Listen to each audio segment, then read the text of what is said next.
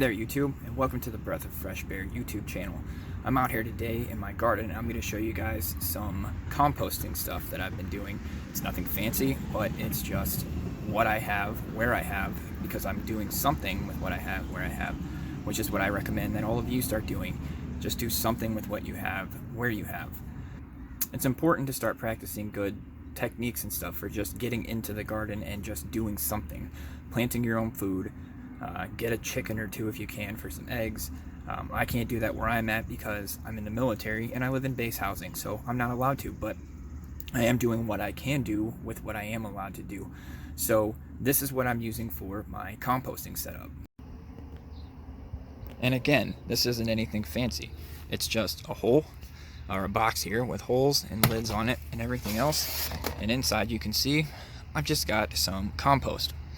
Every now and again, I like to leave this here tarp sitting here and with a rock on top of it so it doesn't blow away, obviously, but that's where I get a lot of the worms from that I'm throwing in here to start breaking this stuff down. I also get some little roly-polies, which are composters, and some beetles and stuff that are underneath there, and throw them in here because that's what they do. They just break this stuff down. I'm about to throw a little bit more browns into here to start evening out some of the greens. I try to throw some dead leaves and stuff in there as I can. I throw kitchen waste in here, eggshells, coffee grounds, things of that nature, just to get some good mixture in there for some things to break down and add to the garden, because it saves on trash and, you know, gives my plants healthy food. So all the weeds and stuff from the garden and a few grass clippings here and there I throw in from the garden as I can get them.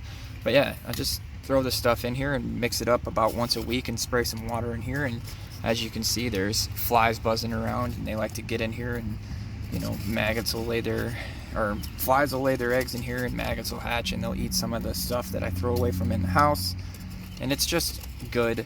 And as you can see here, this is that fish bucket that I had earlier, and I'm about to throw those little fish in here as well, just to mix them in and add a little bit more nitrogen and protein into the soil.